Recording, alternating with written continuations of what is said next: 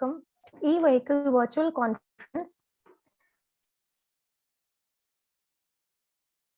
A very warm welcome to our eminent audience and our distinguished speakers. Since all the speakers haven't joined yet, we'll just start the session and wait for them to join in the middle, and then we can continue with the discussion. Will that be fine? Absolutely okay with me. Okay, thank you. I, Smriti Bajaj, on behalf of Times Tech Print Media, is glad to host e-vehicle virtual conference. Future is electric. This statement has been heard by most of us and is turning out to be true in every sense also. Shri Nitin Gadkari, Minister for Ministry of Road Transport and Highways, recently quoted India to become top electric vehicle market in the world and has a many times said of making Indian market 75% of electric vehicles equipped till 2030. Supporting the mission and the vision, we'll start our first session on the topic Smart City and Smart Transportation. For the session, our moderator will be Shri Gopala Krishnan VC Sir, Director Automotive and Industries, Commerce Department, Government of Telangana.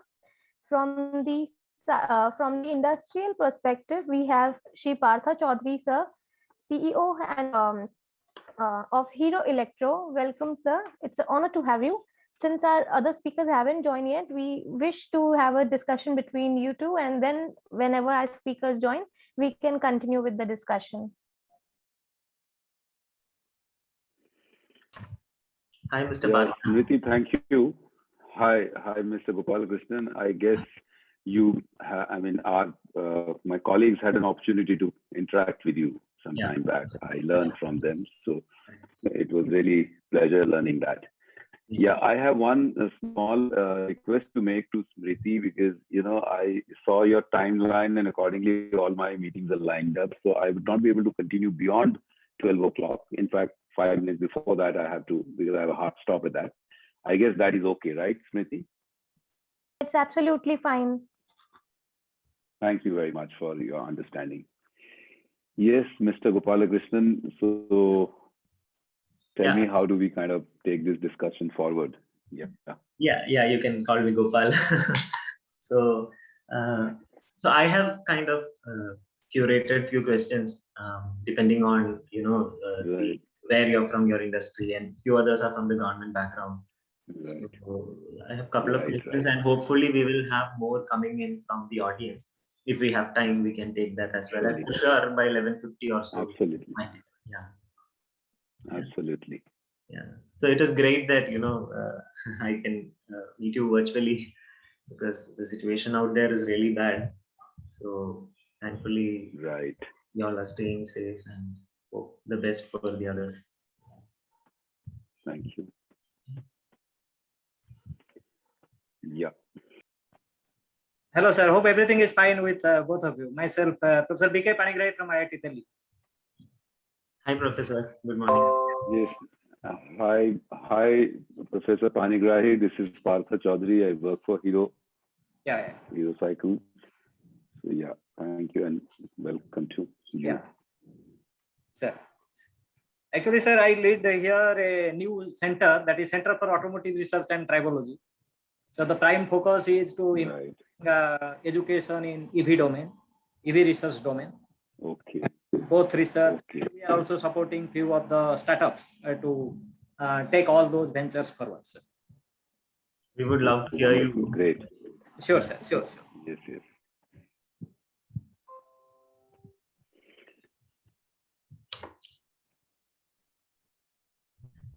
So I guess, Mr. Paul, you would be moderating and asking questions for us to answer, right? Yeah, I will do that. Great. Perfect. I just hope that the questions are they are relevant to the domain. I've tried my maximum to set it that way. I'm sure it would be. I actually sincerely hope that I would be able to answer them. Oh, come on. I mean, you all are so experienced. I'm here to just learn. Yeah. So, Professor Panigrahi, you're from IIT Chennai, IIT Madras, right? No, IIT Delhi, sir. IIT Delhi. Okay, great. Yeah. So yeah, because So very there are gen- quite a few, quite a few EV initiatives I'm aware of in IIT Delhi. Yeah. Including, one of your alumni, the group of people, they started a startup and they came, I don't know whether you're aware, they created a, last mile delivery vehicle for, and that was the initiative. I don't know what happened. They came and approached us at one point in time. So Okay. then of course Yeah, there are a lot of initiatives have been taken by Sir IIT Delhi. correct. Right. And Right. recently, sir, the PSA office also they have sanctioned a few cluster project, means Delhi cluster, Pune cluster, Hyderabad cluster. So basically, the idea is to promote the sustainable mobility in those clusters. Right. And IIT Delhi is leading that, and I am leading that EV cluster, electric vehicle cluster in Delhi. Wonderful. Sir. Great. Very good to know that.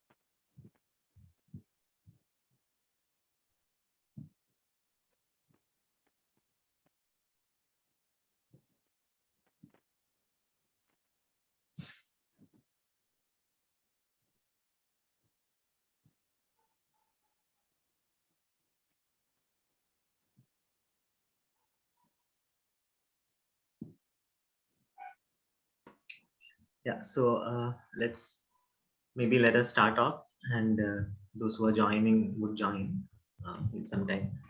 So I would welcome, Mr. Partha Chowdhury and Professor Panigrahi to this talk show. And the session today, we have the first one is smart city and smart transportation, as well as a little bit on battery side. Lithium-ion batteries and all the future tech that is there around the batteries, electric vehicles.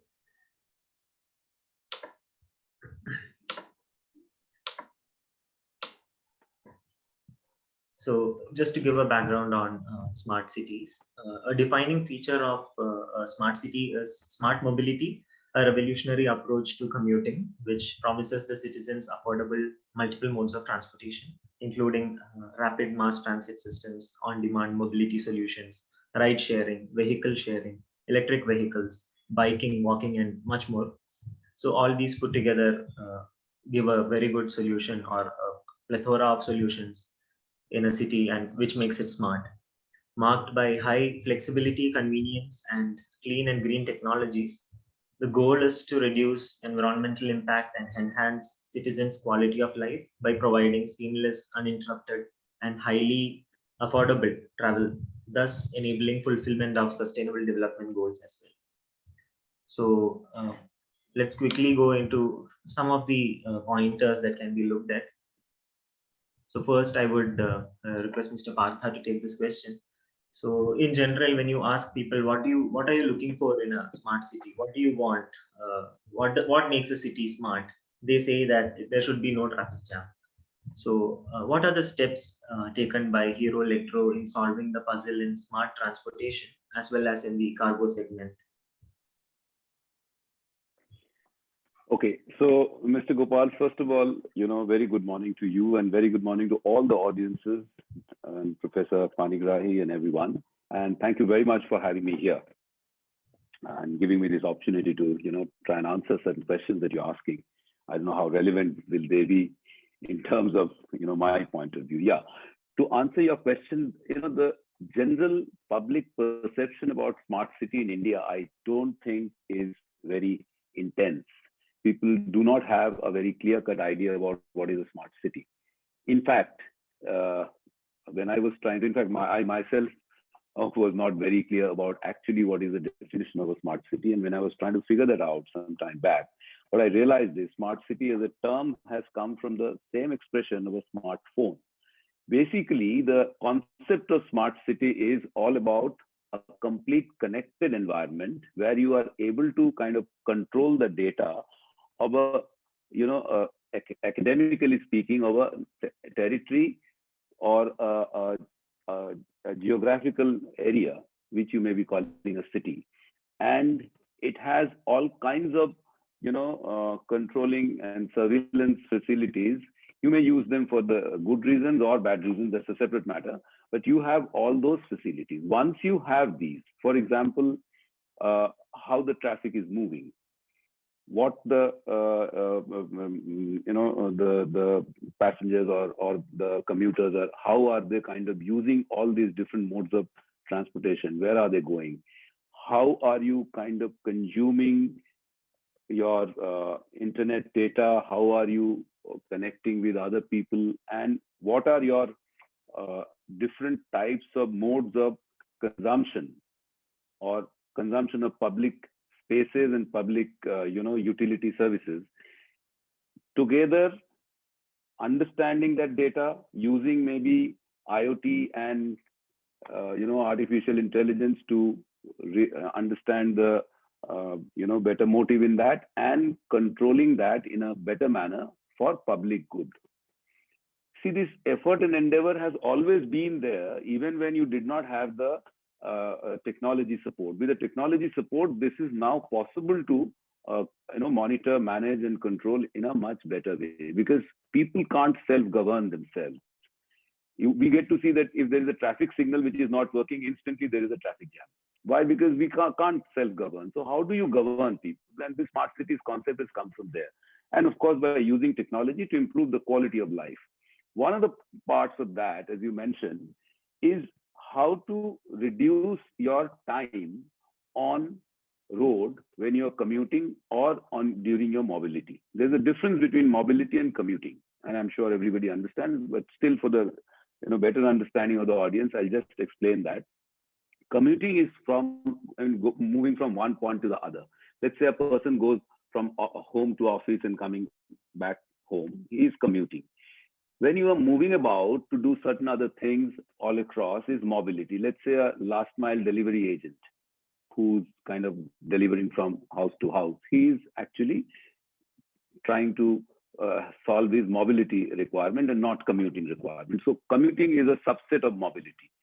Now, how to reduce the time of commuting comes from, one of the factors is to reduce traffic congestion, which you just mentioned. And traffic congestion are, to our understanding, two components actually contribute to that. One, of course, the traffic management, which is happening through a lot of technology usage, etc. For example, homogeneous speed on the road. Heterogeneous speed can create problems. Let's say you have a road where some vehicles are moving at a speed of 80 kilometers per hour, and then there are some, animal drawn or human drawn cart who are moving at 5 kilometers per hour. It will create traffic jam and it will reduce. So traffic congestion can be coming from those factors of, heterogeneous speed, or not following things in a disciplined manner, that is the lane following, etc., which are a part of traffic management. On the other hand, the space available on the road and how are they being consumed. Unfortunately, in India, the roads are not constructed considering two-wheelers in mind. actually they're constructed and being used and hijacked by four-wheelers and trucks and big buses, and a lot of heterogeneity of speed put together because different types of vehicles at the same time applying on the same road, and that contributes to a massive chaos.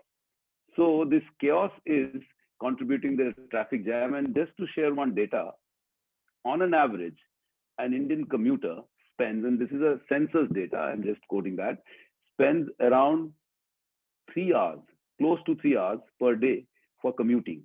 While, the 75 to 80% of Indian commuters do not commute beyond 7 kilometers one way. That means 14 kilometers is the maximum average commuting distance a day, and is spending more than 3 hours or close to 3 hours, which is actually in complete variance and dismay. So therefore, to answer your question, Hero actually doesn't have to do, Hero Cycles doesn't have to do anything actively to reduce that, because we are in the product solution which automatically reduces your traffic congestion. If indeed you get into a bicycling habit, that of course can't happen automatically because it requires many things, and I'm cognizant of that. But if you indeed do that, then automatically you reduce consumption of space on road, leading to reduction of traffic congestion, carbon footprint, which means your the green footprint increases, or pollution reduces, traffic congestion reduces your time on the traffic on road. And a very important aspect for human being, it is related to public health, your mental health, because one of the reasons why we see those road rages, etc., in India very often is coming from the stress that it creates on road because of multiple types of traffic congestion. So bicycle has the potential to do that. The problem is we are creating that tool, but they're not being implemented for lack of different kinds of infrastructure and people's awareness. And unfortunately, people's over indulgence or over appreciation for two-wheelers and four-wheelers as a category, because bicycle somehow in India connects to your status part, and it actually is a status reducer. It kind of, if you buy a bicycle for commuting, I mean, as long as you're using the bicycle for lifestyle reasons, you are going for a let's say for your fitness trip, etc., then you are seen as a your status goes up. The same person, the moment he actually starts commuting on it, which has multiple benefits, his status goes down. People will say, oh, he can't afford a motorcycle or a scooter, which is absolutely reverse from the tendency and the kind of culture we get to see in advanced, evolved European or American states or nations, right? So this is happening from that. Of course, there are challenges because Indian roads have to be created friendlier to bicycle because there is a safety perception. Then, of course, there are other issues in terms of Indian terrain. It is an undulated terrain, as opposed to Netherlands is the most appropriate example of bicycle usage. They have actually excelled in that. But we also have to be cognizant of the fact that Netherlands is a flat surface, complete. That's a country which is actually almost about to get submerged by the sea. That's one of the reasons why they early understood that, and they have no choice but to use bicycles. Otherwise, the pollution will probably take the country away completely because the sea level is rising, and they're completely a flat surface. So if it is not a flat surface, if there are undulations, then you have a different challenge. And Hero has overcome that by giving electric bicycles. And electric bicycles can actually do wonders in India if people look into it, particularly in the space which you mentioned in cargo. What happens is when you get into the cargo space, then it is commercial usage of vehicle. And in commercial usage, cost saving is very important because that leads to efficiency, leading to productivity. If the productivity and efficiency increases, because this is actually creating employment in the gig economy for a large number of people. And if you can create employment successfully, you actually add on to the country's GDP. A lot of such people who come to look for a job in the gig economy of last mile delivery or any kinds of goods mobility, which is a very, very huge market. Let me share a data with you. India has almost 18 crore two-wheelers flying on road, which are motorized two-wheelers, and another 10 crore bicycles. this is the vehicle population, this is the fleet size on road, out of which at least 55 to 60% are used for transportation of goods at one form or the other.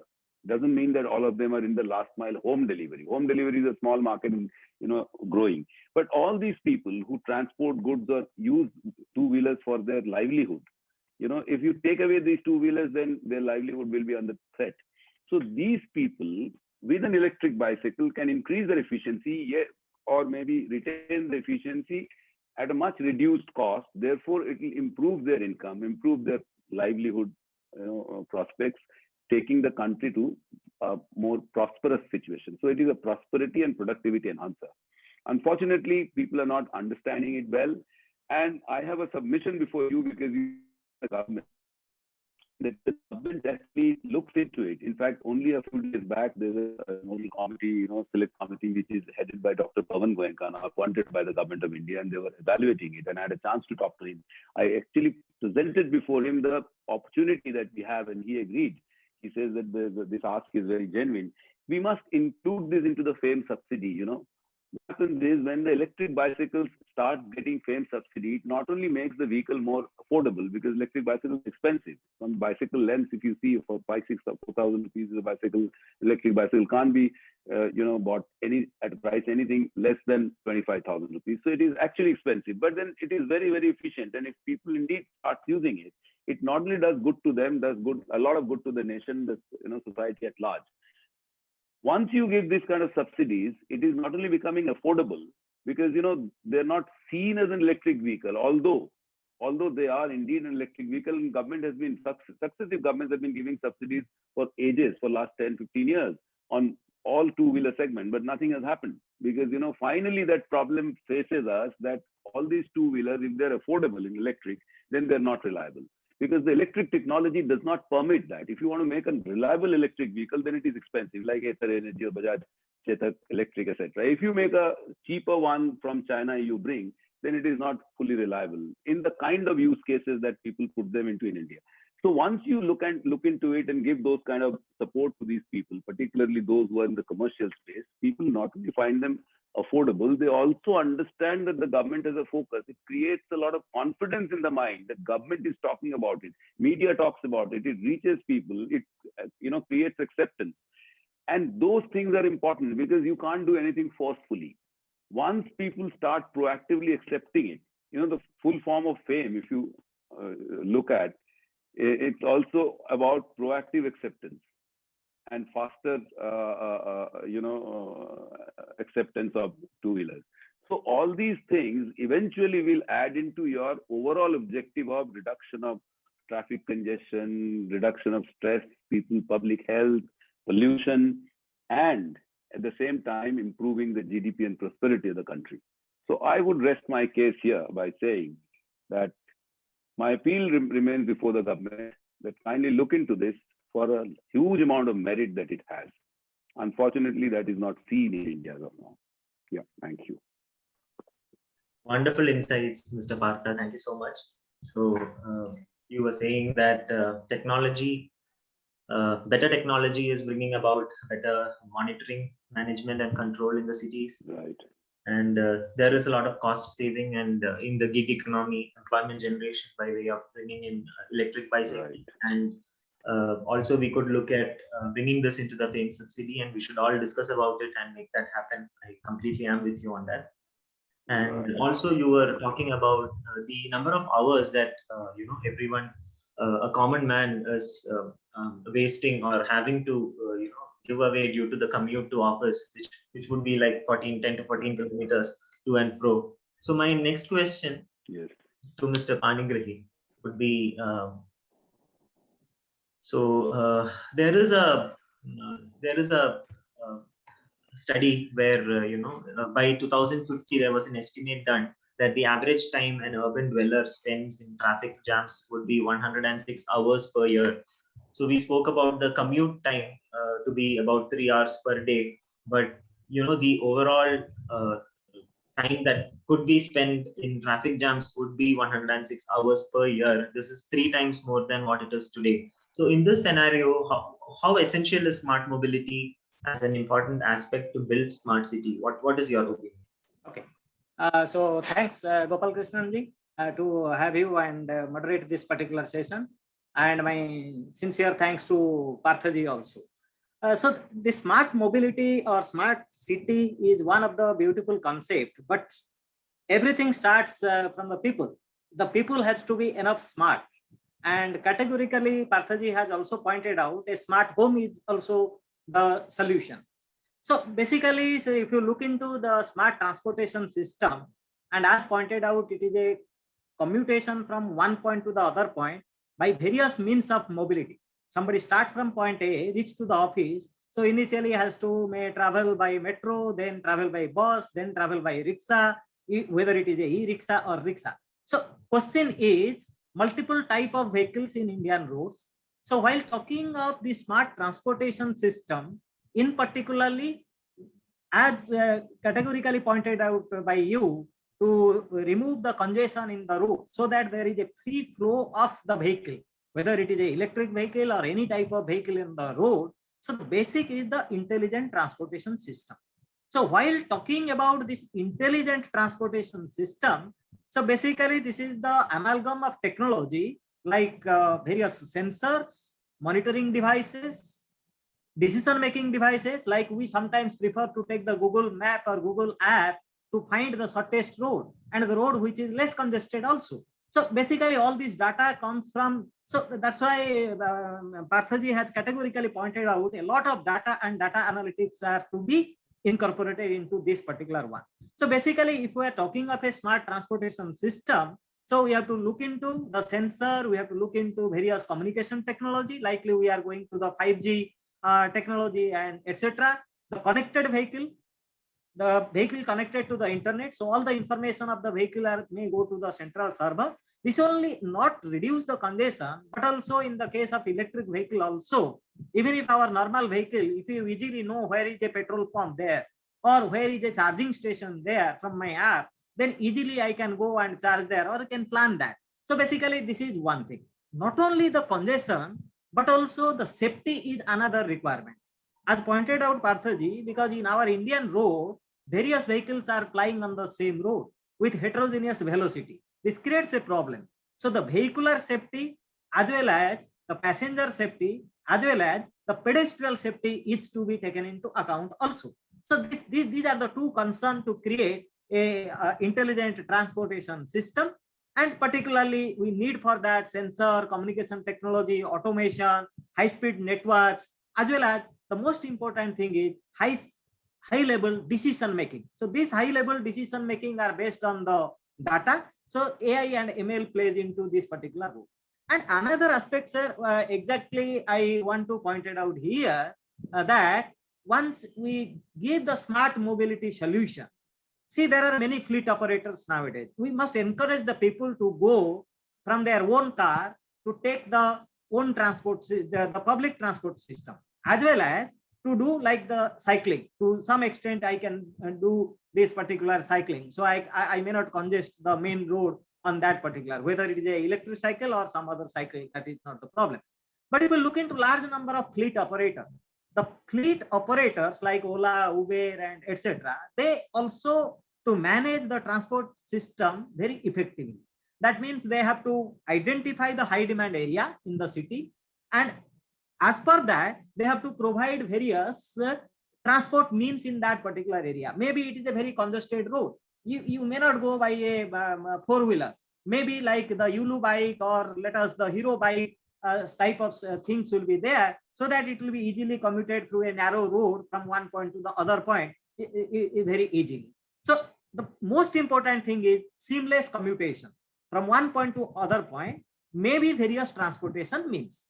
And another important factor also the government has to look into. For example, I get down at a metro, then I want to go from there to other, or I may drive my car there. So enough parking system should be available.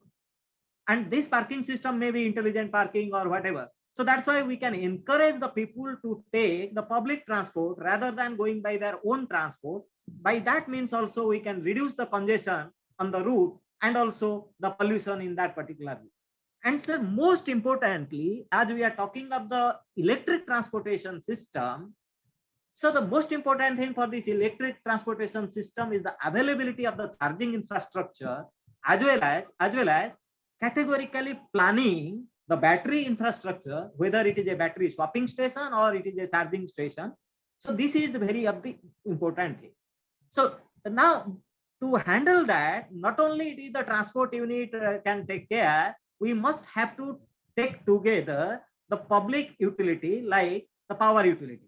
So every state are having different power utilities, private, mostly private power utilities. For example, in Delhi, I can talk of BSS Rajdhani, Tata Power, or BSS Yamuna.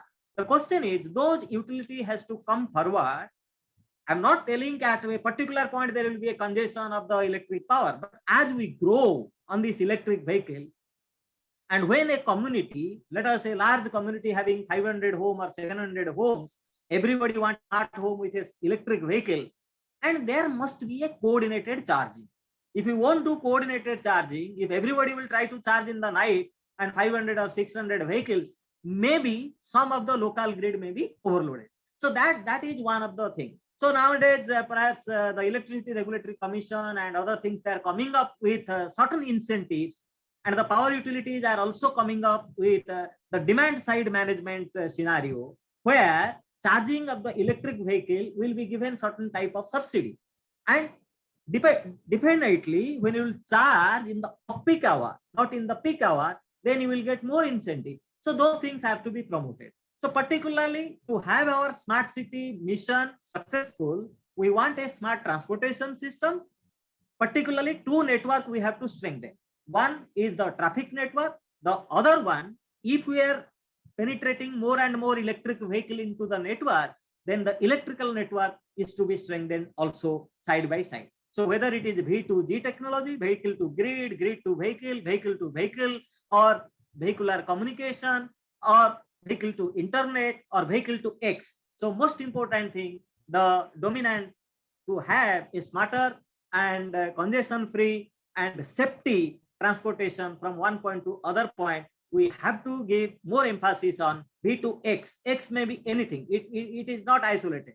It is vehicle to grid, vehicle to home, vehicle to your server, vehicle to charger, all these things. So that is main thing. So now my point is, we are the academia, we are the academician, we impart different training, different knowledge, and this is the right time when India has to prosper. And if you want to Atmanirbhar Bharat, in that sense, the academia as well as industry has to come forward to solve a specific India-specific problem. My point is India-specific problem. Perhaps that is the problem which we are now facing, particularly in designing the battery pack, and all these things. So thank you. I may be here, then we can discuss better.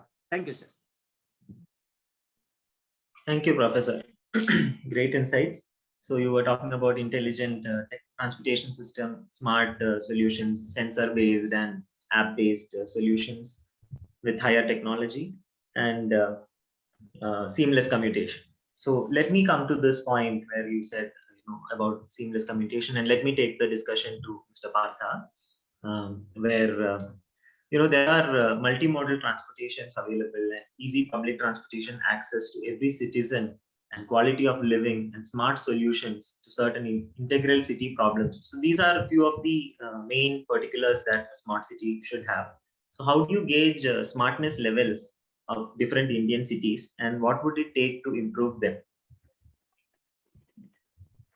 Okay, Mr. Gopal, this is a question I think can be and should be answered by the committee that decides what is the objective of a smart city, because you have to put a target before us by creating that, because maybe in the context of a smart city in Netherlands or maybe in Copenhagen is very different from that we probably will be pursuing in India. So what exactly we wish to achieve? Now, what ideally a smart city can achieve is something very amazing if we get into that. Imagine, technology we have seen is unidirectional in nature. What happens is, because when technology requires large amount of investment in the R&D, which Professor Panigrahi was very rightly pointing out that the academia has to come together with the industry. And as a part of the academia, he is actually given those academic background of a smart city and the requirements of a smart city very nicely. Now, please understand this point before I answer your question directly. That technology is always unidirectional, because when academia does a lot of research, basically what happens? Science is an outcome of the philosophical speculations. The philosopher speculates, and science kind of tries to establish that through data, evidence, and validate that, and then it becomes a part of the science. Somebody speculated that one can fly, so science came out with a solution, and technology gave a something called a aircraft. So it's something like that. Now, imagine when this is happening, then everybody tends to, in the industry side, tends to invest into that area which people believe has the highest potential. And that makes technology unidirectional, because everyone wants to go in one direction, because everybody believes that is what is going to be the differentiator. So currently, what is the direction of technology in India? So two things are very clear and given. One is, it has to be connected. You talk about anything, whether it is your city, whether it is your home, whether it is your car, whether it is your micro oven, your geyser, your fan, your phone, anything you talk about, the intent is to make it connected to the cloud server. That means internet, connecting through internet and using IoT and AI, and you can use them for good and bad reasons both. But then this tendency and requirement to get it connected and get huge amount of return from out of that, and we all understand that. So that is one direction of the technology. The other direction of the technology is all your electronic gadgets should be upgradable. For example, your phone or your laptop, you keep receiving updates and you keep upgrading. If you don't accept them and don't upgrade them, after some time it will become worth. If it is not upgradable, it is it becomes difficult for even for the manufacturers, because if suppose he manufactures something, and because the technology is changing very fast, and very next month it becomes obsolete, then his business doesn't work. In his own interest, he wants you to upgrade this, and after some time, when he feels that it is time enough for me to actually, because the return has customer has got the return, so he kind of says that now let me make it obsolete. After a certain point, your laptop or your phone ceases to work. So these two directions are very clear. Now, if we try to kind of juxtapose them with a smart city concept, then I would like to say the benchmark should be how connected they are intelligently, and how much intelligent data, how much data we are able to capture and intelligently make use of it. I'll give you an analogy here. Many of us probably have heard a term called predictive maintenance. Now, what is predictive maintenance? We were earlier buying our vehicles, cars, or two-wheelers, and whenever there is a problem, we are going to the workstation and repairing it. Now, what is happening with advanced technology? There is a predictive maintenance. Even before your product actually goes bad, you will receive a signal or a message from the server, and it is going to be determined by the server basis. This is an intelligent use of AI and IoT, where what is happening, they're indicating to you that your particular component is going to fail after so many kilometers, so you go and change it. This saves many things. It preempts your problem and takes care of it even before it occurs. The other is it actually gives you a longer life for your vehicle, the component. Otherwise, you go to a workstation and he may change it without realizing that it still has life. That's not going to happen anymore. And more we are going in this direction. So in a smart city, when you have this kind of data, which are important for the better living for your citizens, and you are able to actually process them and use them effectively and give them this input, as Professor Panigrahi just mentioned, that you know that where exactly is the charging station, or at what time you will do this charging and be more benefited. So all these information, useful information, or when do you go to the bus station to get relatively less congested bus or kind of stuff? Or what is the exact time of traveling? We all are using it. When you use the Google map, you know at what time you're going to reach. So this helps us planning. I mean, I always used to ask myself a question that how has mobile phone improved our life? Even before mobile phone, we were living. It only has helped us plan better. So we have become more efficient. And you know, in life, efficiency leads to productivity. Productivity is nothing but saving more time. That means which is the most scarce commodity in life. The most scarce commodity is time. So if you can save time and better utilize time, you are making your life better and more productive. So in a shorter duration, you're getting more things. This should be the objective. And with this parameter, whichever city allows you to use your time better rather than wasting your time should be considered as the most smart city. Now, how do you do it? It is as Professor Panigrahi just mentioned that it is, you know, city or country specific. What may be true for Mumbai may not be true for Delhi.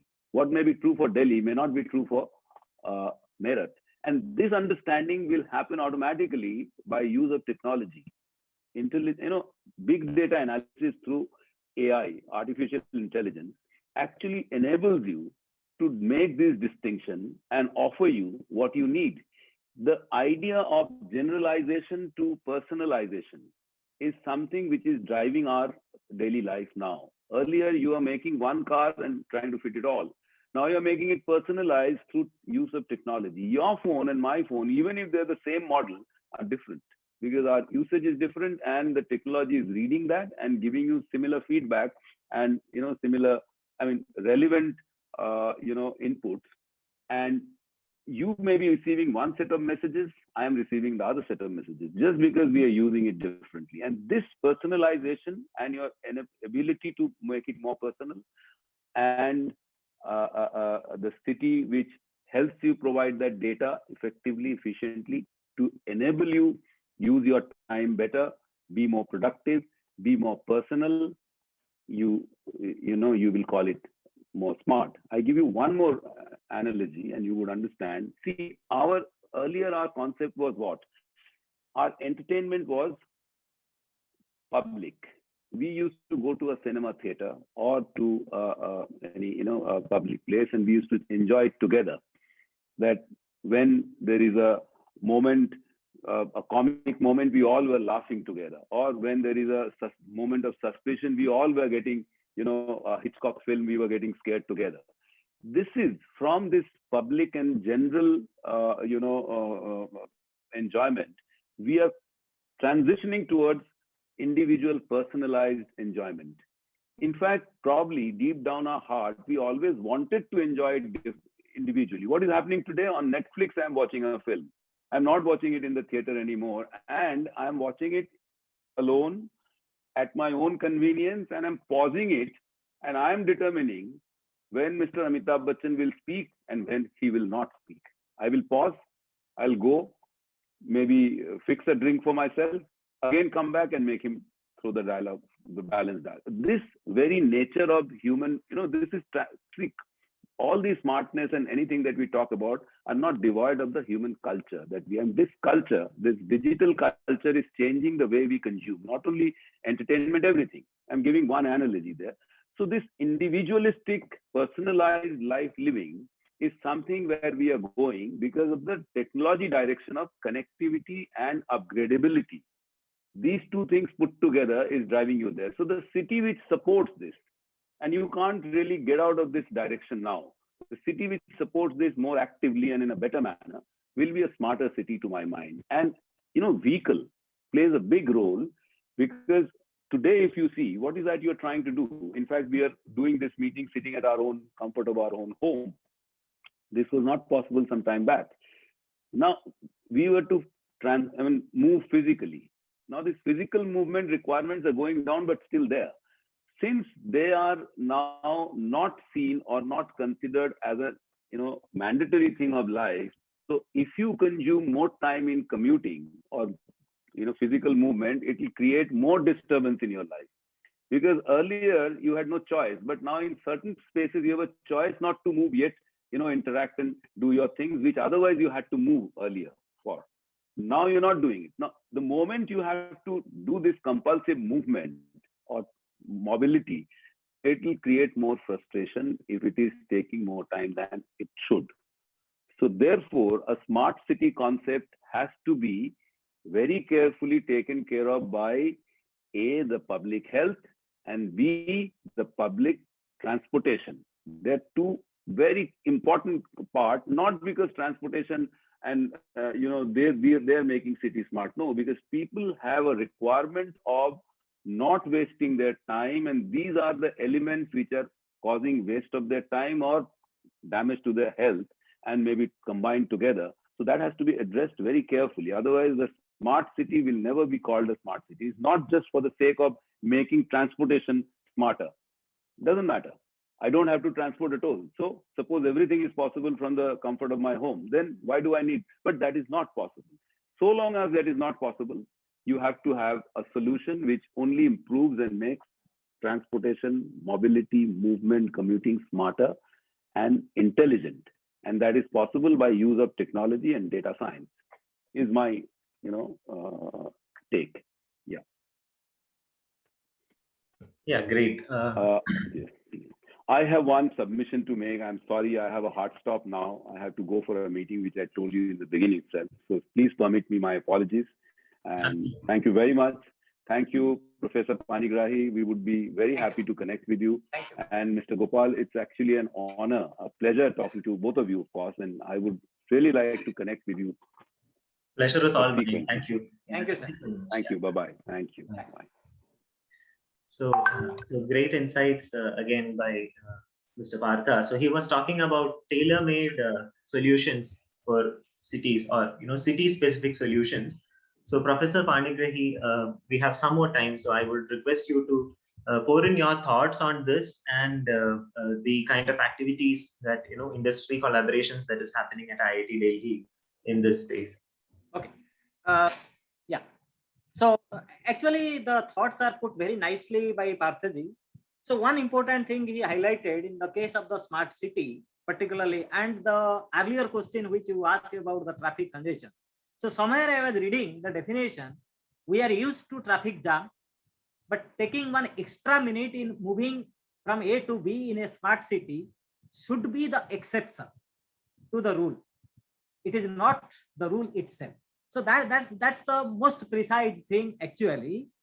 When we are talking of a smart city, and as previously I also told, it starts from the smart people. You see, if I understand, then I can keep my city clean. If I understand everything, okay, I don't have to pollute my city. So in that case, I will take all the precautions, whether I pollute my city by unorganized waste throwing or something like that. So these are the very most critical things. The people should understand it, and they should be educated. Now, when I'm talking of educated, not necessarily the school education or higher education is the education. The education may come by many means, like the advertisement in the TV, the posters, the awareness, even if the films or the short films, even if nowadays you can see we are making the people educated for this corona by various means. So that's why if the people can educate themselves how to become a little bit smarter so that the smart city dream can be successful is one of the important aspects. And this education can come from various domains, whether it is by NGO, by government, by different organizations, by private organizations, etc. And the second important thing, as Parthaji also tell, in my point, it is the smarter management of time, smarter management of the resources, and most importantly, the smarter management of the energy. So when time management is definitely important. If I can save some of my time, then I can have some other work. I can do some other work. So that is the most important thing. Definitely in a city, very clumsy city like Delhi, metro cities I am talking of. So we spent 3 hours, 4 hours in commuting from one place to other. So those things has to be avoided. Similarly, the resources. Resources means the various means available for transport, the various means available to consume the energy. We should not depend always on this grid energy. We may have to move on to the renewables like the solar energy and other aspects. Even if the charging infrastructure can be supported by the solar energy and all other aspects. And similarly, these are the very critical things we have to consider in a smart city scenario. And another important thing recently, just Parthaji has told this academia and industry, they have to come forward. Because I'm giving one example. The Minnesota Department of Transport, they have developed with some of the university an intelligent roadway information system. So this intelligent roadway information system, IRIS, so this basically does all the control and variation of the speed. They can operate multiple cameras which are put on the traffic. Even if the weather forecast is important, because if you know actual forecast of the weather, which may not be exactly dependent on our Indian cities, but European country, you know, the weather changes very suddenly. But still, depending on the weather, depending on the natural calamity, if they can be forecasted accurately, then we can our planning will be better. And besides that, the most important thing is the incident management. Something happens on the highway, something happens on the road. So it should be immediately taken care of. The people should be taken to the hospital and the place should be clear so that no traffic congestion. So all these things should be automated manner rather than going, this is my jurisdiction, this is his jurisdiction, this comes in the municipal area, this comes in this area. So the basic important thing, yes, all those rules must be followed. I'm not talking the rules to be violated, but all should be done in a very quick manner by means of this all the facility available, the communication, the internet facility available. So take a decision very quickly so that the incident can be cleared. It may be monitoring of the vehicle, monitoring of the traffic. So we may take up the help of the various map engine.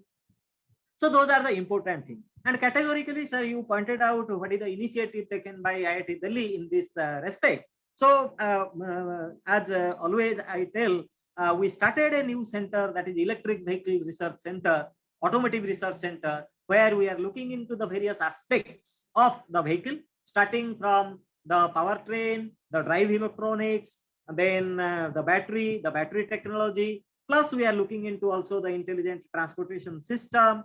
And particularly, we have in IIT Delhi a Foundation of Innovation Technology Transfer, FITT. So through that FITT, we are also helping the startups to have, because those young entrepreneurs, young startups can go and develop maybe a very minute thing, maybe an app, so that which can easily tell you about the movement of the vehicles or management of the vehicles, management of the energy.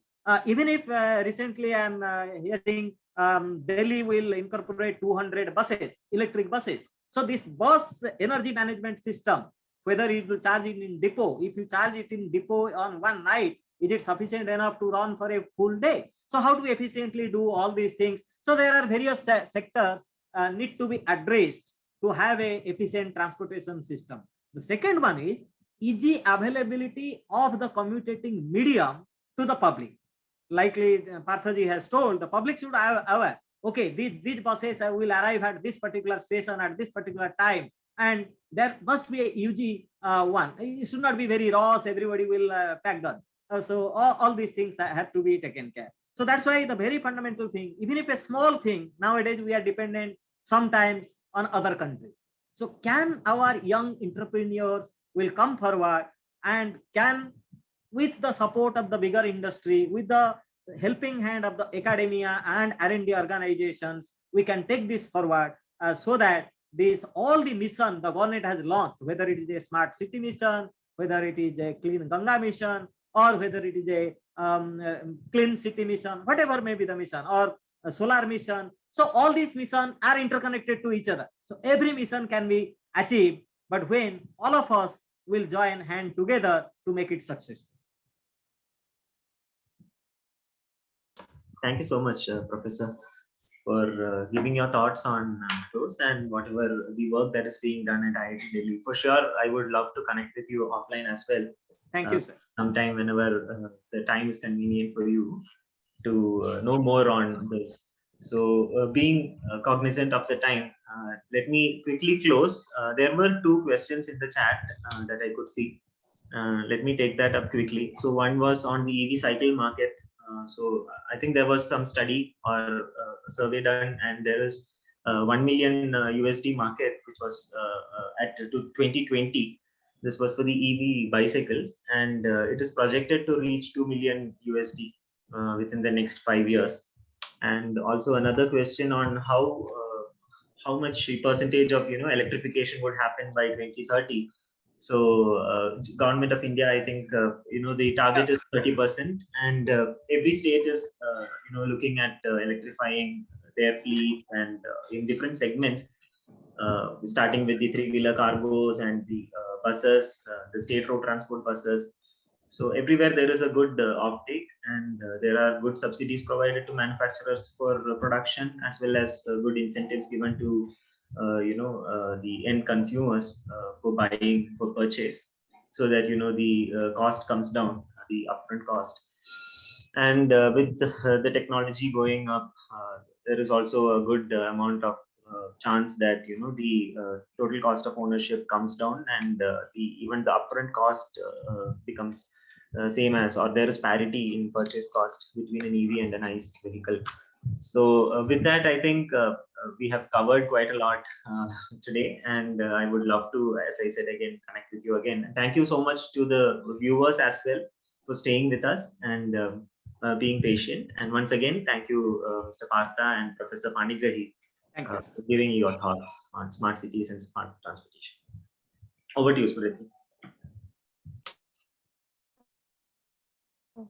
It was a pleasure to hear from the thought leaders, although not all the speakers couldn't join because they are busy in other activities. As we all know, COVID is given us so much knowledgeable content.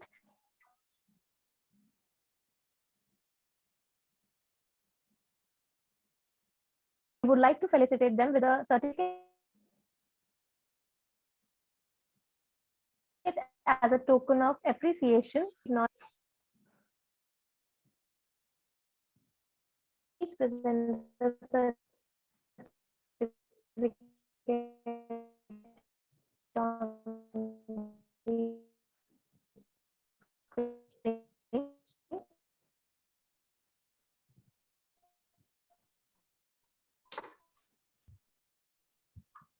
Smriti, I think your voice is getting cut. Yeah. If we can see the screen.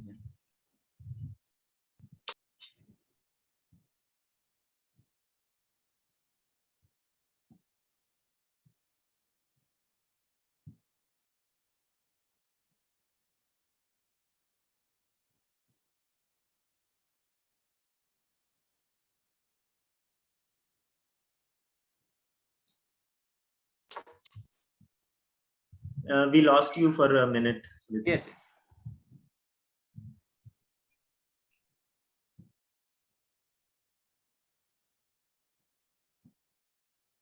Smriti, you are muted. You are muted, so we are not able. Yeah.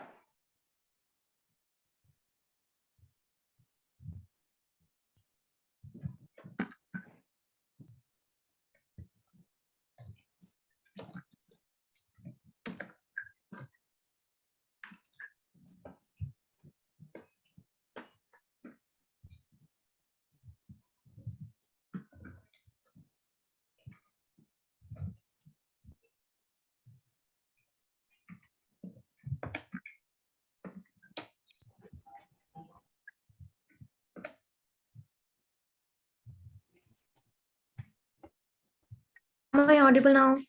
Yeah. Yes. Okay. Thank you so much. For Shri B.K. Panigrahi sir, the certificate.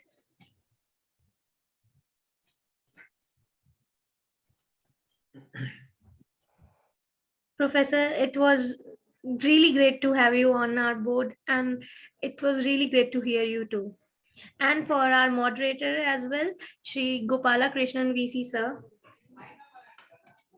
Thank you for such great moderation, sir. Thank you so much. Thank you. Yeah. With this, our first session comes to an end. We'll take a break, and our next session will be starting at 1:15 p.m. sharp. Thank you for joining. Thank you.